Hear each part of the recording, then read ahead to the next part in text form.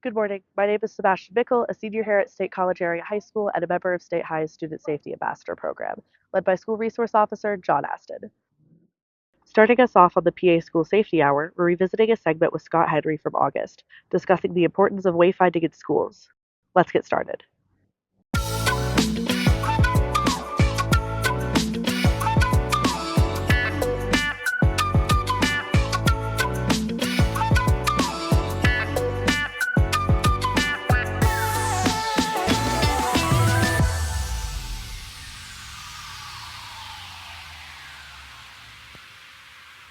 Scott, last week you gave us a brief overview of the comprehensive plan, but I believe there's 5 steps. Can we go over those 5 steps today? It's 5 parts, as mentioned, Mike. It is a template that we created many years ago, and I alluded to last week in our segment. It is a template that was created based on a lot of training, a lot of trial and error, and subsequently, the biggest need for the template was what was being asked from the field, our schools, or our hospitals, our churches, etc. And it was a work that has evolved over probably 23, 24 years and still is evolving in ways. But it's 5 parts that integrate with each part, which makes it unique. Again, it's a foundation. If one location does not have a sufficient or efficient safety posture, security posture to their location, it can be utilized by those administrators or staff to thus create or enhance what they might have in place. But it's 5 parts, and those 5 parts are the all hazards plan portion. Just to, think of a pie, all hazards plan. The second is the emergency labeling system. It's a wayfinding system. It's a standardized system that we created in the northern tier of Pennsylvania that I'm extremely proud to have been a part of. And attached to that piece is the communications, which I know we spoke about briefly last week, Mike, that we both know how important and effective communications, the need for it from a critical incident standpoint. Then we have the risk vulnerability assessment piece of it's the infrastructure part. For example, now the Pennsylvania State Police has a unit that devotes a personnel to going out and assessing locations, schools, etc., and then providing recommendations to upgrade or enhance their infrastructure security posture. But they look at a multitude of things too within their assessment process. Then we have the education and training as it relates to the location staff and administration. It is a vast piece because training and education should never cease, especially in today's world. And then you have the first responder training and education piece. Your law enforcement, your EMS, your fire, etc. But to have an efficient plan, the integration of the comprehensive plan is so important because then you are addressing all of these pieces on a continuous basis.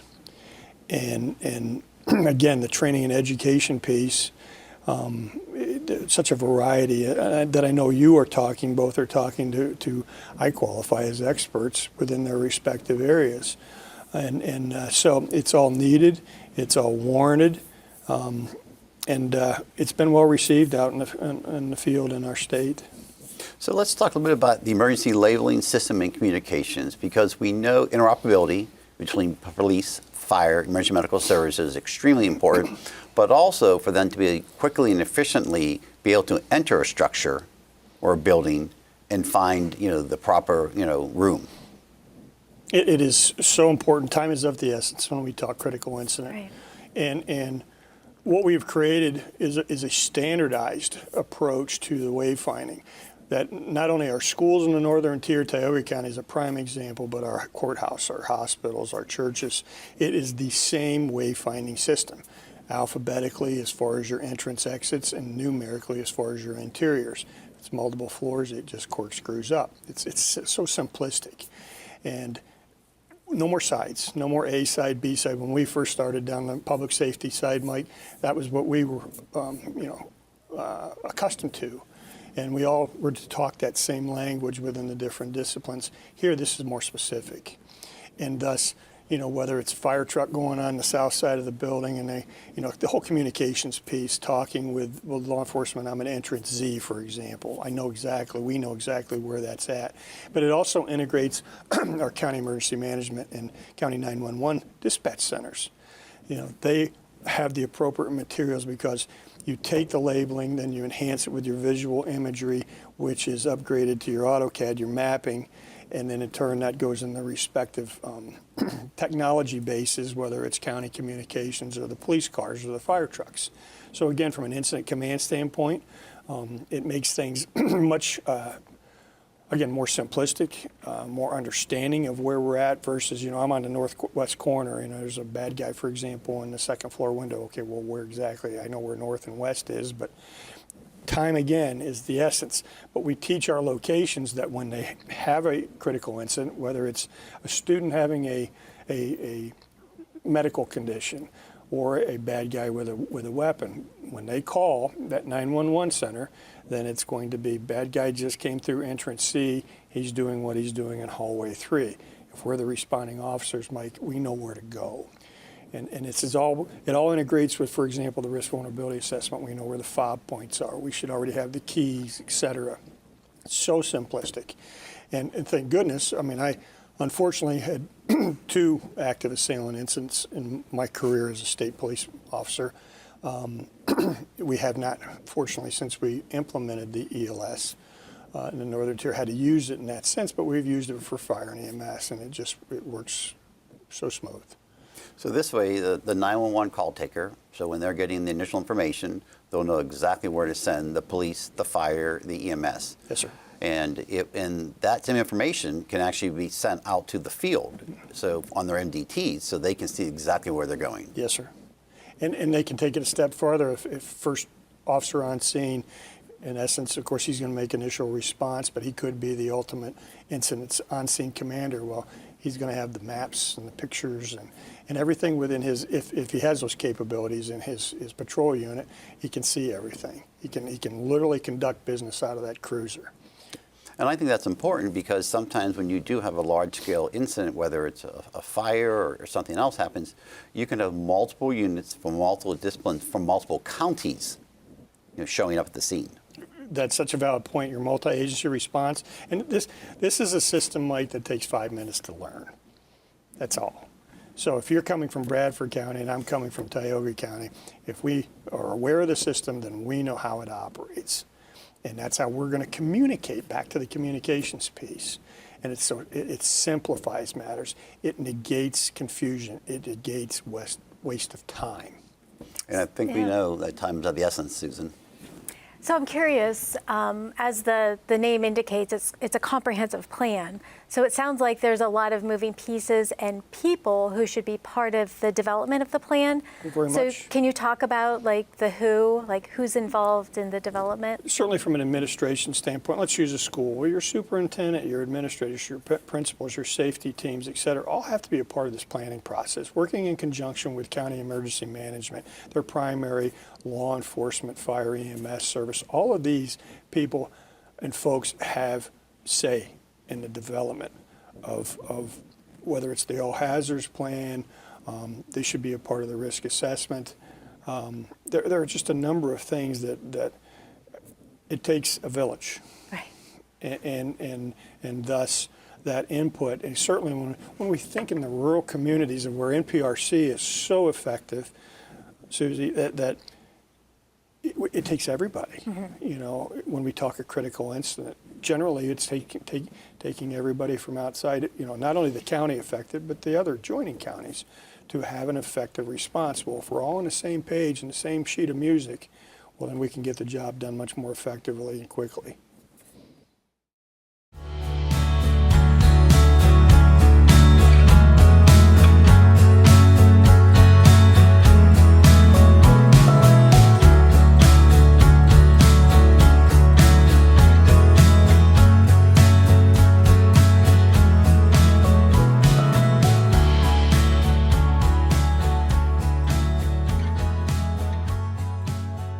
Northern Pennsylvania Regional College offers a flexible, accessible, and affordable education across 10 counties and 24 locations. NPRC inspires and serves local residents and businesses through associate degrees and workforce training, making education affordable and attainable for students ready to invest in themselves. Learn more today about Northern Pennsylvania Regional College. Brighter futures begin here.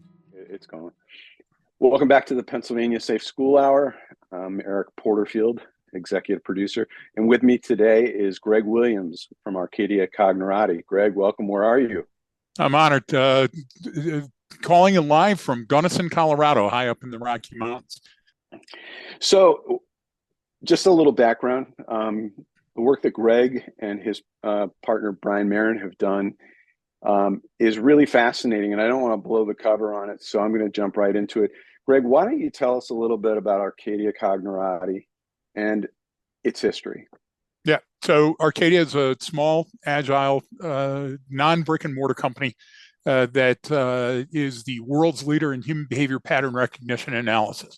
And what that means is that we teach anybody, whether it's first responders, military, school personnel, HR, private corporations. We've operated in 53 countries and done things for Department of Defense, the Department of Justice, the military forces, a bunch of Fortune 100 companies. And what we do is we teach people how to let the scales fall from their eyes in human-to-human contact and be able to see the situation as it really is, using human behavior and human performance to understand what's likely to happen next, so they can have avail themselves of either the danger or an opportunity and either mitigate it or grasp it and use that as to their advantage. So it's a thing that everybody does every day, but it's also a niche market where there's not a lot of people doing what we do, and most of those that are in the market focus on other aspects of it. To make it another simple point, we focus on think, not a thing. So we don't produce a thing or sell a product or endorse any products. What we do is we make the individual, the team, and the corporation or group or school smarter, safer, stronger, and harder to kill.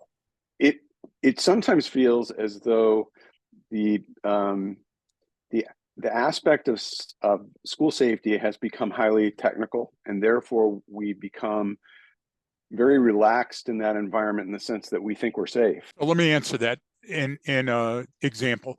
Eric, you've known me for a long time. You know I'm a storyteller, and the stories that I tell are germane to the topic, so people will remember them going forward. So by law, I have to say this one, non-attribution. So we're working for a client that's a major client, and they tell us that as the thousands and thousands of people are coming in through the security gate, when they get overwhelmed in the hottest part and the busiest part of the summer, what they do is they turn the sensitivity down on their wands so they don't get as many hits for metallic objects, and they don't have to check as many people. Well, that is called the semblance of security. Here, you've got technology that's designed for one thing, but the human circumvents the loop, and now it becomes a dangerous situation for everybody. One, you don't have that right. If you're going to conduct security operations, everybody's got to be on the same page, and everybody's got to be leaning forward into them. Second thing, and I think this is the most important of the two, remember that story, of course, for your own, but technology solves a problem. So you have a technology, like, for example, in my kitchen, I have a GFI right next to my sink, and the GFI ground fault interrupter makes sure that I don't get electrocuted because I've got wet coffee hands and I'm going to go plug in the coffee grinder, right? So that's what it does. Now, it doesn't think about that. It doesn't anticipate the situation that's about to occur. It doesn't look historically back and say, here's some times that Greg needed some advice. What it does is it does one thing, one event, that's it. Now, if we're putting money into that, how many events do we need to cover 3,700 students? And how do we teach that, quote, interactive or AI sponsored or technology backed item, that thing? How do we teach it to think? And we're a long way from that. And so as many advantages as we avail ourselves of to in the technological realm, it's just like experts. There's experts on school security and school safety and school shootings and all these other things. And there's technology to support every niche that a student, an administrator, or a parent would ask about. Well, we want clear bags. We want a metal detector. Knives are just as important as weapons, but what about a shot system? The idea is that human-to-human contact is the oldest form of contact. That's where you need to start. That's where you need to invest your money, rather, because a mom can see the child, a parent can see their kid, a teacher knows. A school's like a petri dish. You're with the same kids for years and decades sometimes, and yeah, kids come in and kids come out, but the idea is that the teacher and the janitor and the supervisors and the parents, they can sense a baseline. And what you're looking for in school safety is a change in the baseline. It's not unlike, and schools aren't prisons, don't get me wrong, but it's not unlike being a prison guard and you walking into the prison on that day and it's dead quiet. Or you come into the prison on that day, it's raucous and people are screaming and yelling. There are atmospheric signals, there are geographic signals, there's a bunch of different domains that are at play. And once you learn how to see people in their normal, clinically normal setting, then you can see those behaviors that rise above and fall below. And you know what? There's a bunch of excuses out there, Eric. Some people say, well, it's this mental illness, or the person didn't have a girlfriend when they were in high school, or there's these other situations that are at play. We constantly need to name the Yeti, the Sasquatch, the Loch Ness Monster, the bright light in the sky, it's a UFO. And we're so busy trying to do that we can't walk back a couple of steps and say, security starts on the school bus. Security starts in the parking lot. I would rather invest in a good pair of binos and having one of the parents watching the parking lot as the kids are getting dropped off from school than have all the weapons detection technology in a school. Now, I have to support that. Clearly, any advantage that you give a kid or a teacher or a student in school is a great thing. And we've taught in Pennsylvania, we've got a rich history of doing stuff in and around Pennsylvania, and we love it. But the idea is, if that's where you're putting your money and your emphasis, we got to back up and we got to go back to the human content, human behavior, human performance. And I've, as a full disclosure, I drove to one of your classes in Virginia mere days after having back surgery. I was so desperate to take the class, right? And without giving it all away, which I can't do because it would take too long, it's an enormously fascinating exercise in in emotional intelligence, in intuition, in things that seem to be stripped away from our innate capabilities, the more we depend on these other things. Yep. How does intuition and the practiced part of that, which is you have to have the experiences to have the intuition, how does that all play into the way that you guys construct your education? So again, and folks, Eric is not paying me for anything that I do. No, Eric is a wily not. coyote, super genius, and I love him because he always asks the right questions, and that's a great open-ended question. And let me say this: there's two sides to that coin. There's instinct and there's intuition. So one of them's hardwired. When you have the instincts, certain instincts are given to us. A berry is a specific color. Our nose is near our mouth, so we don't eat fetid meat or something that might poison our system, because we only get one chance at the big blue marble, and our body is tuned to make sure that we are safe in those situations. Now, intuition's a different thing. Intuition is a thing that we develop from nature and nurture and the people that are around us and our environment. And what happens is the more file folders, like think of a deck of cards, the more cards that we have, the more likely we'll be able to play the right card at the right time. The problem is there's nobody out there that guarantees Eric Porterfield gets 52.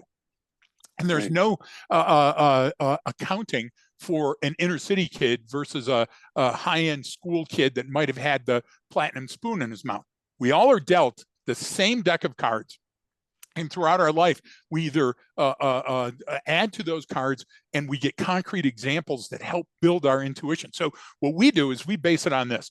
Here's your science, and this is what instinctually you've been given. Now, here's some things that if we give you an example, that example through myelination in your brain can become your story. And so we give you stories of this is what it feels like, smells like, these are the type of sounds that you'll hear, these are the sort of environments that you'll be in, and this is how you navigate that environment. Now, you know that early man, and I mean all humans, we learned that by walking around the landmine that was outside of Plato's cave, right? And we learned in real time this was bad because we saw skeletons over there, and we said, okay, don't pet the mountain lion. Bad thing, more skeletons, right?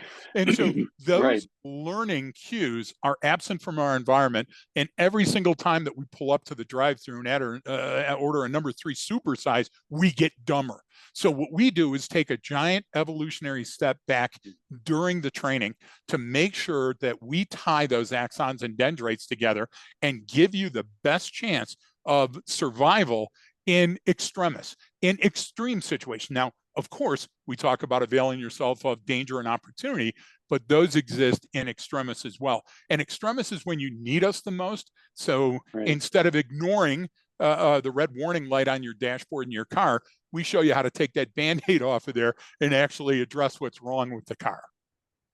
You know, it's fascinating to me too, because when I look at, if you do the post-mortem, and I don't mean it that way necessarily. Sure. But when you look at Uvalde, you look at every single school shooting, we've been given a lot of information on what to do and what not to do.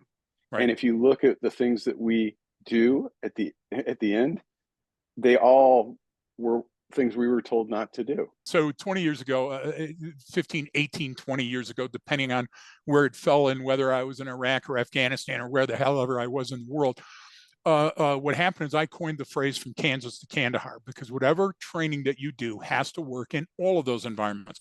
There was no other slap of reality that could have exemplified it more than leaving kinetic Iraq and going to kinetic Afghanistan. It was like going from, downtown New York City in a way to going to Green Acres is the place to be. So now all of a sudden I'm out in the middle of nowhere with farms and paddy dikes. Now, at that time in those early days, Afghanistan didn't have the same type of IEDs, but then all of a sudden that started transmogrifying. Now all of a sudden that knowledge is getting changed and bad guys are sharing stories and everything else. But what happened is every time that happened, we had to jumpstart how we did our training and go back to some point. Just like, think about it like your computer. All the stuff on your computer gets jacked up and you have to go back to a point in time before that. Okay. And we have to rebuild all that. That's what we're doing with school shootings. Now, I'm no expert on school shootings. I'm an expert on human behavior. I've been involved in the investigation of school shootings, read a ton of them, and I was at Columbine. So I have a lot of experience, not the type of experience that most of your bona fide experts have, right? But I can tell you this, what we do is we approach it wrong, because at the end of the day, we want to place blame. We want to say this failed, this person said the wrong thing, they weren't on the right frequency. Why? Because we're afraid. And when it gets dark and we hear something howl or we hear a knock or a scratch at the door, we become a child in the dark thinking there's something in the closet. And we have to stop that. What we have to do is we have to look at pre-event indications. We have to look at historical perspective, and we got to stop trying to look at the kid that comes out of the nursery and start saying, well, that one's really got an edge on the other one, and this one might be a school shooter. That's not how it happens. You know what? People unwrap, and they unwrap over time. And what happens is all of a sudden we start seeing, and they say there's no way to profile a school shooter. Absolutely agreed. But what do those school shooters have in common? School shooters are disruptive. School shooters leave the school but come back and shoot up their own school. You talked about Uvalde, Robb Elementary. The shooter was living with grandma because he couldn't live with anybody else. And he bought guns and he bought ammunition. Then he stole a truck. Then he shot his grandma, witnessed by the people across the street. Then he got in a high-speed wreck and flipped over the vehicle and shot at the first responders and civilians that came out to help. And people at the school that were outside the protective area saw him throwing a bag over the fence and coming for it. So my thing to you, and again, this is not an indictment of Uvalde or Robb Elementary. I'm sorry as much as anybody is for the type of bad things that happened there, but let's put it back on the shooter. That shooter demonstrated a number of pre-event indications that we could have seen. And when measured against another person in that situation, it was somehow different. That means it was anomalous, and all anomalies have to be investigated. You know what? If you went through the rest of your life only paying attention to anomalies, look how rich and wonderful and fidelity filled your life would be, right? Yeah, We worry about all of these other things that really at the end of the day don't add up to the calculus, do they? So no. I'm saying that it's the science and it's getting inside and fixing yourself, looking in that mirror. And once you understand that, I can use that as a comparison for every environment. I didn't teach people how to speak Farsi or Pashto. I spoke none of that when I started the programs like building the Combat Hunter program for the Marine Corps. But I had kids, literally kids, that were going into a combat zone and some weren't coming home. So I had to make them smarter and faster and harder to kill. That's what I'm talking about for our kids in Pennsylvania schools. That's what I'm talking about for kids around the nation. But you know what we're doing? We're asking somebody that provides body cameras for a program. We're asking a security service that does protection for executives and dignitaries and saying, what the rules should be. Well, that's not how this should work at all. Science means that we conduct a significant amount of experiments, and you're saying, well, there's going to be another shooting. Of course, there's going to be another shooting, but we have to scientifically approach this and come up, I hate the term best practices, but come up with a best answer that works for a rural and a city school, that works for a small school with no budget, and that works for big schools. Hey, did Pennsylvania get a bunch of billions of dollars to reinforce and up armor their schools? No, that's not going to happen anytime soon. And those politicians that pledge that money are going to be gone soon. So it's got to be a grassroots approach. It's got to be not unlike an insurgency where the schools and the parents and the teachers, not the vendors, are the ones that come in and change things. I think that's an approach that has legs. And what I think is fascinating too is that, you know, and I'm going to go back to see something, say something, is that 80% of kids have an inkling of some problem that may fester and then ultimately become a critical incident. In most cases, though, the majority of see something, say something calls that come in, they come in after the event. Yes. Right? Which to me, it's getting to the point of the source of it all. Right. How do we talk to kids? How can we take the program that you guys have and utilize that with not just adults? Because to me, the students themselves, I'm working with now these student ambassadors at several schools. These kids want to have a safer school. Yeah. And I think they have, they've worn themselves out with the solutions to date because they know they don't necessarily work, and that's equally troubling to them. So when you talk about it as something that we can fundamentally do for ourselves, yes, teaching that at a younger age rather than a later age would seem to be a really smart thing to do. Yeah, I absolutely agree. And so let me give context non sequitur, and you know me, I dance around a little bit, but there's a point to this. I love your dancing. It's actually it satisfies my ADD brain. But that's good. Go ahead. So here's the ball of yarn. Okay, here we go. Yep. So let's go back to Columbine. Everybody in the community needs to be trained. So these weren't the trenchcoat mafia kids. These were convicted felons. Both Klebold and Harris were convicted felons, and they were convicted for criminal acts, and they were also suspected of having illegal guns because you can't possess them when you're a convicted felon, and testing explosives before the scene. That's a warning flag that was missed. But then let's jump forward at Columbine and say the cops responding and the first responders that were showing up at the scene had a parking problem, because everybody was first. So everybody was the first to park, and they jammed it up for emergency vehicles and ambulances and everything else. Right. Inside the school, because there was a shooting, the floor was covered with water up to your ankle, and there was every type of alarm going on inside the school, and there was a number of SWAT teams breaching from different locations. Do you see how it's never one thing? It's never a little thing that complicates the issue. So when you train the brain, you have to train the whole brain. When you train the human, you have to train the whole human. And when you're training, you got to train the region, not just the school. You got to, everybody in that community has to know what that plan is. So when you see things go right on school shootings, you'll look at it and say, oh, everybody did their role. Everybody got off the streets, and everybody established that comm net right away and got off the radio if they didn't have something to say.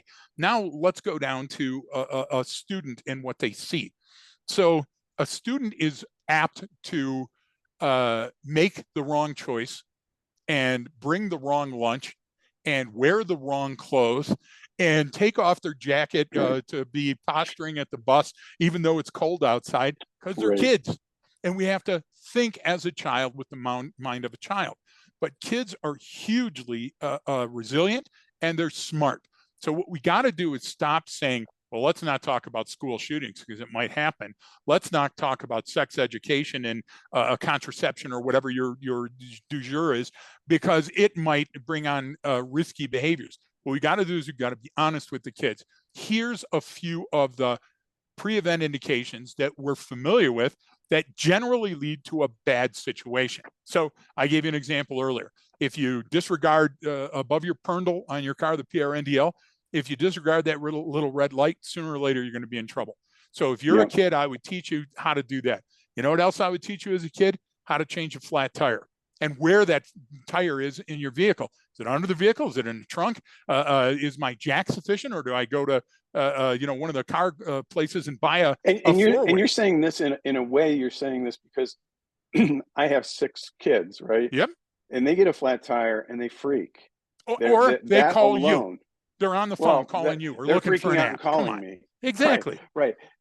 And so, but this again gets back to, we have so many things that become panaceas in that we think they make us comfortable because they think they're actually going to save us. At the end of the day, I think it gets back to maybe in some measure and again, I'm not here to promote what Arcadia Cogerati at all. Nope. And that's understood. But what I can appreciate is the fact that we haven't distilled back all of the bad decisions that we've made about around school safety specifically. Right. There's plenty around them in public safety. We don't have any standards. I mean, there's a ton of things we can talk about in terms of why it doesn't work. We've layered upon layer political and policy solutions that have made it more confusing and confounding, right? The Amish, they have a very simple way of dealing with almost everything, and it's the Lord's Prayer. And criticize that or not, Occam would say that's okay because it keeps everything within context. Right. And I think only need one razor. Right.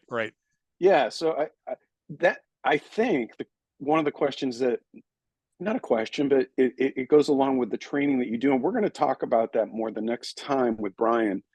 Certainly. Is how do we get kids to believe in their own abilities to manage the situations that they live in every day that we don't as adults? In other words, they're around those kids how do we get them to create their own community of protection, of strength, from having skill sets that have just dissipated? And I'm going to use one example here. Parents were recently polled at the National Parents Union. I didn't know us parents had a union, by the way. 75% of the parents polled said they wanted their kids to still have a phone in school, despite all the evidence they want that having a school phone in class is actually contributing to response times being elongated, because they want to be able to contact their kid. That seems a very, very selfish point of view that then they empower their kid to believe as well, which is totally wrong. Yeah. So how do we get back to a simpler, empowering voice that the kids can hear and realize it's in your hands? This is in your hands. Yeah. So kids can be impulsive. I'll talk about that. So can adults. Okay. But so can adults, of course. But there's a different outcome in both of those. So let's go back to the Hippocratic Oath. You said it earlier without using the exact words. Okay, physician, heal thyself. Okay, that's the first part. And first do no harm. That's the second part, right? And you know me, paraphrase King. But the idea is that when we take a look at the possible outcomes and then we try to put a value on them, adults are much better at it because we have more file folders, we have more experiences. We're going back to the instinct and intuition part of it, right? So a kid doesn't understand that. Now, recently in the news, you saw a flash mob of kids go into a 7-Eleven and take everything off the shelves and run out. Then in another section of the city, just a few hours later, another mob goes out. Why? because kids can be impulsive. They look at that, they model that socially, that bad behavior, and go, hey, what's the worst that's going to happen? I'm going to have to give the stuff back. They're likely not even going to know it's me. Okay, that's vastly different than a shooter that's in his mom's basement that's saying, I'm so angry and tired of this life, I want to see what's next. And because I have a problem, I want to control the narrative. When you start wanting to control the narrative, when you start creating the inevitability of violence, and those are traits that are just like seismic waves. You can learn to read them, and you don't need a tool to read them. We're human. So that means that our brains were wired and our chemistry was given to us so we could read. Look, we have facial recognition as humans, so we can tell people that are from our set or our tribe. We have facial recognition of human behaviors, so we know that this person's angry or this person needs help. We've known that our entire lives. But we look away because it's much easier to look down at my phone and text my friend rather than just call them and spend a minute and go, hey, where are you? You know, so the idea is that technology is not necessarily our friend in all situations. And the second thing is, you got to start teaching the kids. You got to teach HR, you got to teach the janitor, you got to teach the parents that are dropping off, and then you have to set a standard. And guess what?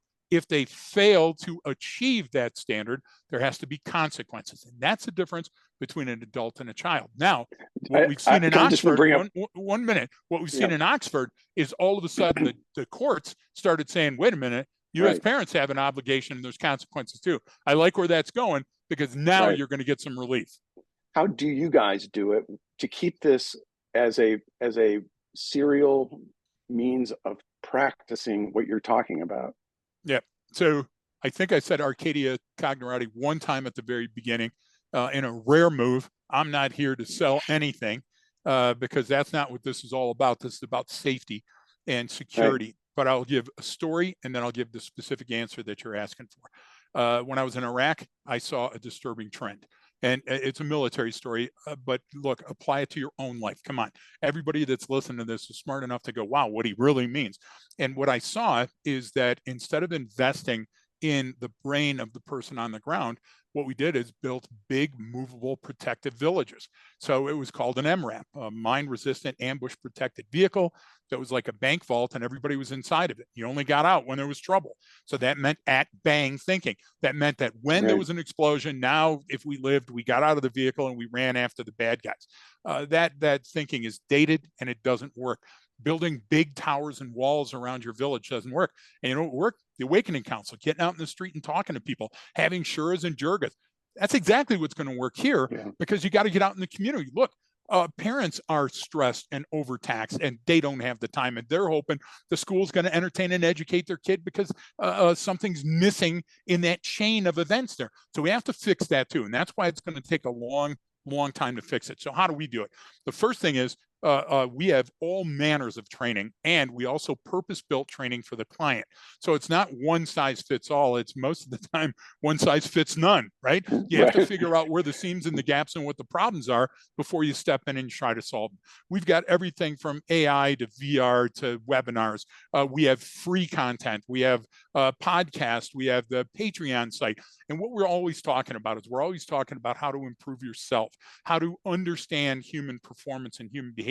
So even in extremis, you can run at that peak. You can run just before getting into the red, and that engine is not going to seize up or leave you high and dry. And we also teach you simple strategies, like if you're going to run the car, you got to have fuel. You better check your windshield wipers. And I know I'm doing a lot of auto reference. That's from born and raised in Detroit. But again, those are simple to glam onto in your brain. Everything that we do is science. So you can be science-based and faith-based and have a great life and not get into any situations, hopefully. The idea about the science is is strong in what we do, so the people that come to the course can go ahead, and no matter what they are, if they're a psychologist or if the person's working on as a stevedore who are on strike right now, or the person's an airline pilot, the great thing about our training is it has multiple applications. It's not one thing. It makes you a better parent. It makes you a better husband or life partner. It makes you better when you're stopping at the 7-Eleven to get a gallon of milk, or when you're headed into school, or when you're coming home from work, because you see things as they really are. You put them in priorities of potential danger or opportunity. And guess what? The more you use it, the better you get. You talked about meeting us, I believe it was at Liberty University.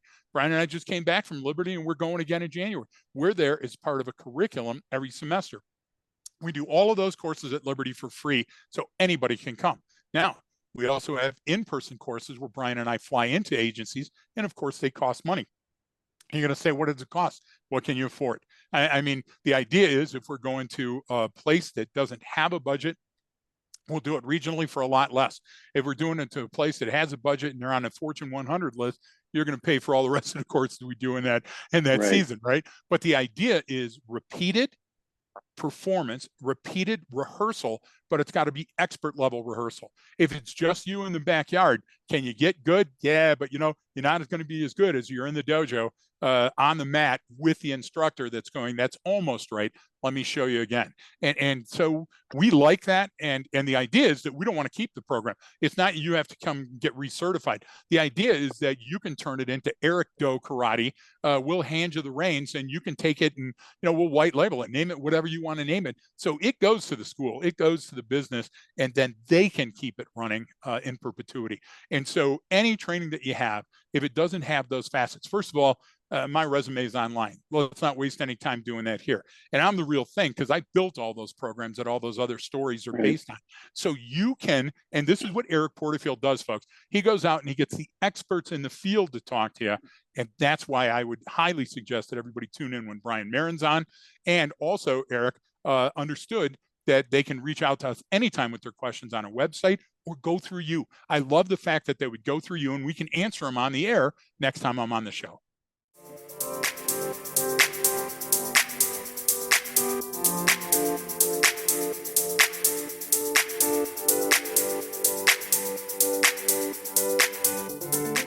It's now time for In Full View with Lycoming County District Attorney Tom Marino.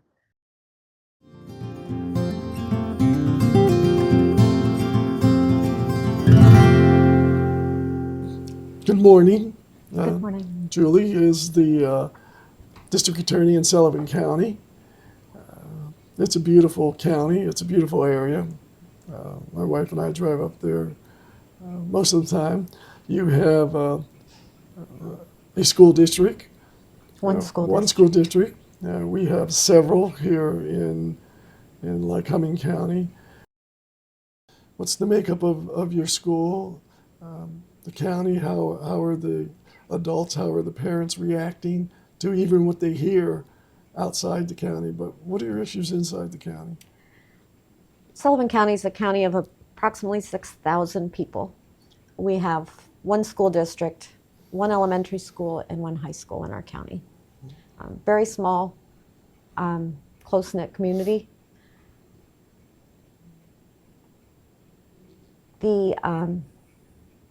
When a crime is committed by a juvenile or in the school and is known by the other families, it's quite alarming to them. Whether or not the school is directly affected, even because their children go to school with the other juveniles. So obviously it's not a press release or anything like that, but they do hear about the kids getting in trouble. They do hear if there are guns involved, and it is alarming to them, obviously. So our high school and our elementary school are separate buildings, but on the same campus. They're attached. And we have a school resource officer who's very well qualified, has a very good relationship with the students, and does a wonderful job of dealing with any crimes that come up in the school, dealing with any issues that come up before they become crimes, and recognizing arising issues. Okay. Also, because he has such a good relationship with the students, they'll come tell him if there's a problem, if there's a fear, if they think a kid's getting in trouble. They will come confide in him and let him deal with it. In the elementary school, they have some kind of merit program where they can earn points for good behaviors or other awards, and they collect these points, and then they have this room set up with this table of things they can buy with their points. That's neat. And the most popular item that they can get, I mean, there are iPods and things like that there that they can get with their points. But by far, always the most popular item is lunch with Officer Reeves. Ah, that's cool. So it's a very valuable resource in the school, very serious benefit to the students, the safety, and any issues that arise in the school. And it's a lot for him to cover both schools, but he's there and he's doing it. So again, I'd like to explain for our audience, of course you're aware, the whole purpose of the juvenile system is not to punish the juveniles, it's to correct them, redirect them, get them the help they need to be law-abiding citizens. So their placement and treatments are very individualized to what their needs are determined to be, whether they need drug and alcohol counseling, mental health counseling, help with their education deficits, and getting them the right resources to provide those. Even coaching parents on parenting skills, what they have to do to keep their kids safe. So our probation officers are very involved with arranging these services for them and hooking them up with the appropriate services. It's a progression. It's reviewed periodically, always, and after the adjudication of a juvenile being adjudicated delinquent, then disposition, it's reviewed constantly to make sure that they're going in the right direction, that they're getting the help they need. They're introduced, if they're taken out of their homes, they're introduced back into their homes with very close supervision to, again, try to manage the outcome to a positive outcome. Again, it's not punishment, it's redirection or correction. We've had to send kids as far away as Texas. Wow. And that's what initiated me to start the project of, look, let's build a facility here and in Lycoming County, and let's build it big enough where other counties will have no problem placing kids that need to be placed. Well-staffed psychologists, psychiatrists, social workers, hopefully getting these kids their high school diploma. And one of the factors that I put in my letter here is that if we get to this point, and certainly there'll be counseling for the juveniles, parents will have to participate in it. And if they do not, the court will hold them in contempt.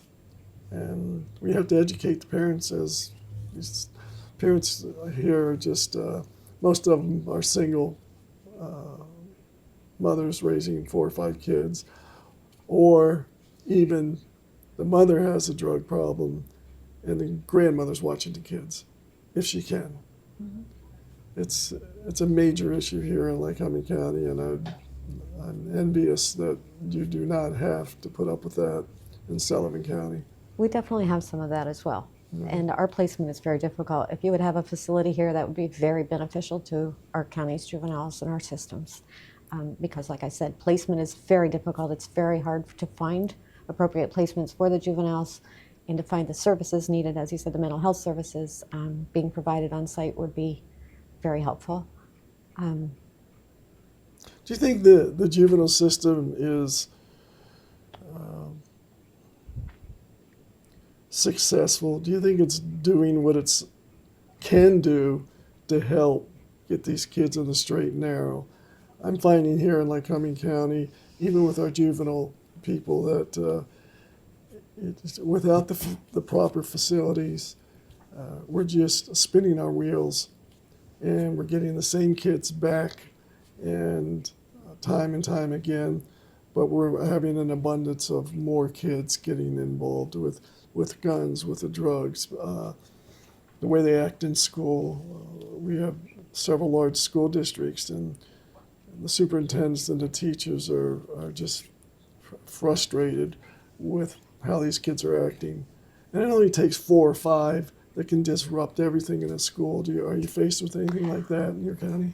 We've had some very successful outcomes with juveniles who have gone through our program, and it takes a while, and it requires a very good staff, which we have. We have a very small probation department, but they're very dedicated and very intent on making these children's lives better and directing them and getting them the services they need. So we have had some very good outcomes. We also have a lot more cases than we used to have.